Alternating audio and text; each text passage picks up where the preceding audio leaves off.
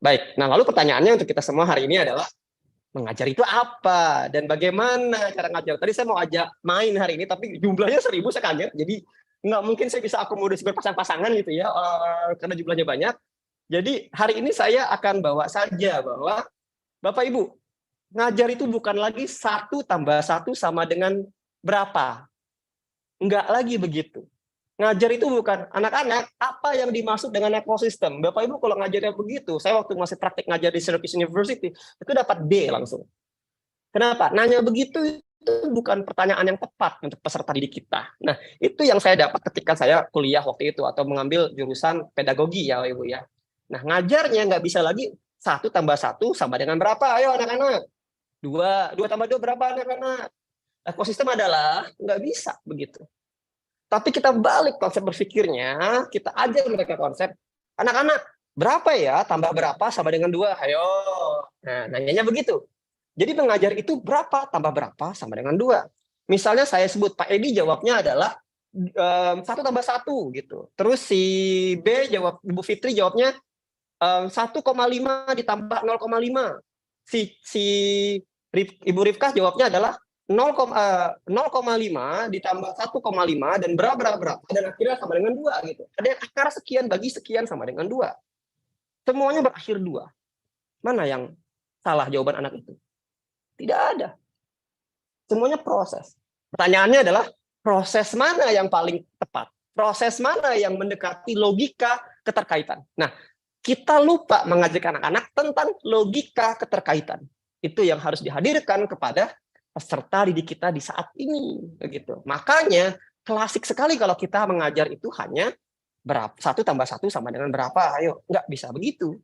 Nah, oleh karena itu hari ini Bapak Ibu saya ajak bahwa mengajar itu proses 2 arah, dan proses 2 arah itu harus dihadirkan dengan visual, dengan gerak, dan bagaimana cara kita menyampaikan pembelajaran itu dengan baik. Maka dari itu hari ini saya ingin sampaikan bahwa Bapak Ibu ngukurnya gini deh.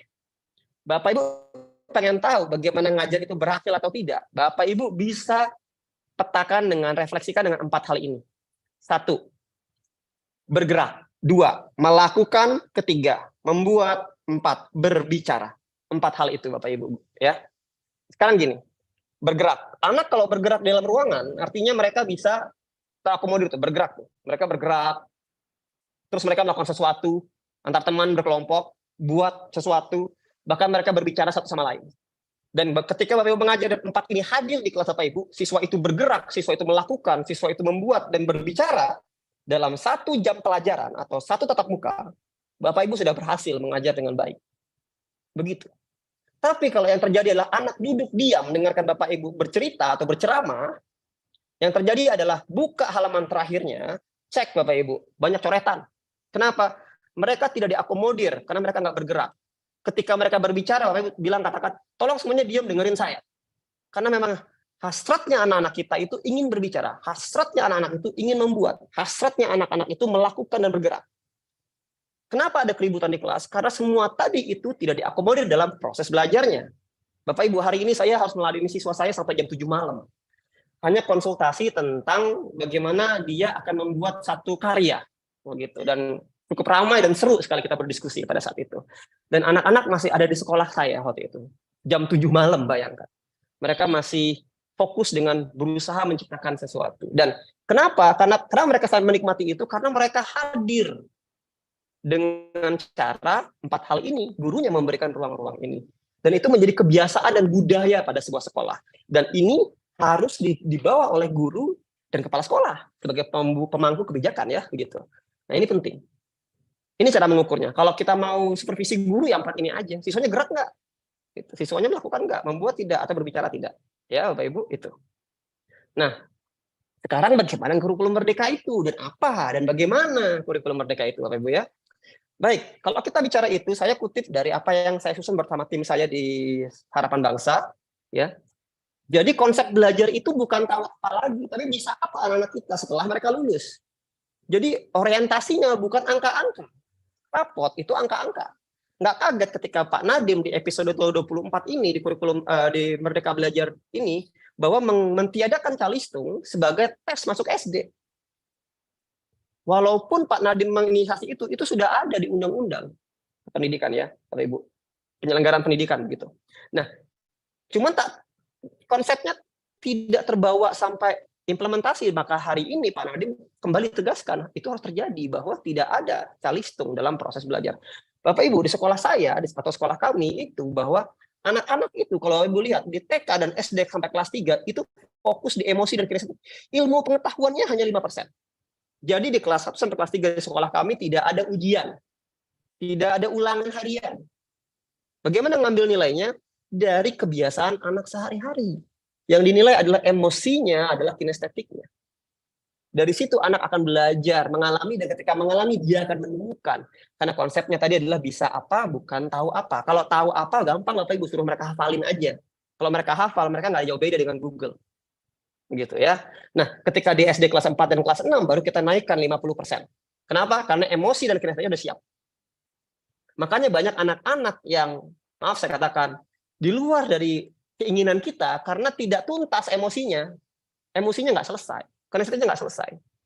Begitu. Nah ini adalah PR kita sama-sama, Ibu ya. Begitu. Dan di SMA tentu saya ingin sekali sampai di level bahwa anak-anak itu udah full kognisinya. Karena apa? Karena harus sudah memberikan dampak yang besar kepada masyarakat, lingkungan, bahkan teman sejawatnya. Begitu. Nanti saya akan tunjukkan beberapa poin ya. Nah, ini saya susun tahun 2018 tepatnya. 2019 ya, 1 tahun kita susun ini, dan kemudian kurikulum Merdeka hadir nih. Konsepnya sama, pakai fase. Nggak jauh beda dengan yang saya buat tadi. Kalau kita balik ke sini, fasenya begini nih. Fasenya saya punya 3, bertumbuh, bergerak, berdampak. Itu fasenya saya buat.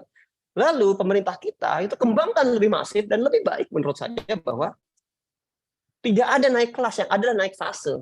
Begitu. Ini konsep yang luar biasa, saya katakan. Ya, bayangkan fase A itu kelas 1 dan kelas 2. Ya, luar biasa Ibu ya. Fase D, bayangkan fase D itu naik fase D ke E itu 7 sampai 9. Ini saya katakan udah benar ini konsepnya.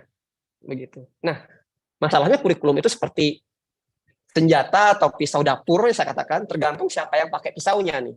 Apakah jadi masakan yang enak atau menjadi masakan yang sebaliknya.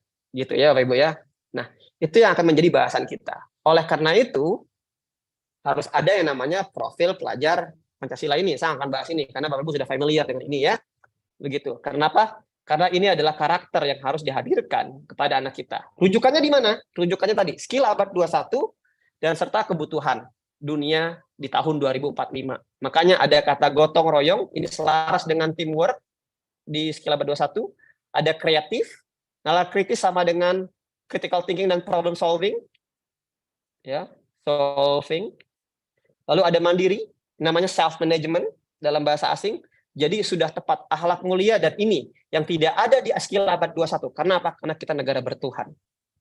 Nah, ini menariknya. Kenapa? Karena kalau hanya ini Bapak Ibu ya. Maaf. Kalau kita hanya fokus pada mandiri, kebinekaan, bernalar kritis, kreatif, gotong royong, tanpa adanya iman misalnya begitu, yang terjadi apa? Yang terjadi adalah anak-anak kita menciptakan karya namun tidak inovatif. Karya itu belum tentu baik. Contoh, seorang desainer pakaian menciptakan pakaian yang banyak belah-belahannya dan cocok di Perancis, tapi ketika di Indonesia bertentangan dengan norma kita. Itu contohnya. Kreatif nggak? Kreatif, Bapak Ibu. Terus ada pelukis, menciptakan sebuah lukisan. Maaf, saya katakan, lukisan yang di mana objeknya tidak berpakaian, begitu. Apakah itu kreatif? Kreatif. Di sudut pandang apa? Di sudut pandang yang berbeda. Nah, ketika kita tidak melekatkan iman, tidak lekatkan Tuhan yang Maha Esa pada kreativitas, yang terjadi adalah tadi, keinovasiannya tidak muncul. Apa itu inovasi? Inovasi itu kebermanfaatan sebuah karya. Nah, kebermanfaatannya itu ke arah mana? Ke arah kebaikan atau arah keburukan.